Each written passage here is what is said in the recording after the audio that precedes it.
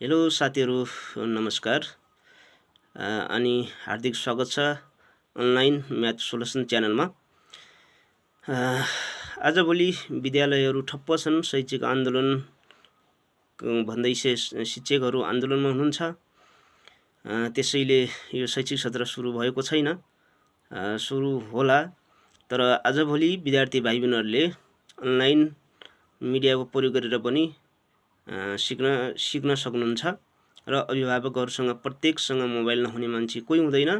त्यसैले विद्यार्थी भाइ बहिनीहरूलाई युट्युबको माध्यमबाट गणित, अङ्ग्रेजी अनि महत्त्वपूर्ण विषयहरू तपाईँ सिकाउन सक्नुहुन्छ। त्यसैमा मैले आज विद्यार्थी भाइ बहिनीहरूलाई कक्षा 1 देखि 4 सम्मका साना बालबालिकाहरूलाई मध्यनजर गरी सापट लिने घटाउ विद्यार्थी भाइ बहिनीले सधैँ अप्ठ्यारो मान्ने, हेर्दा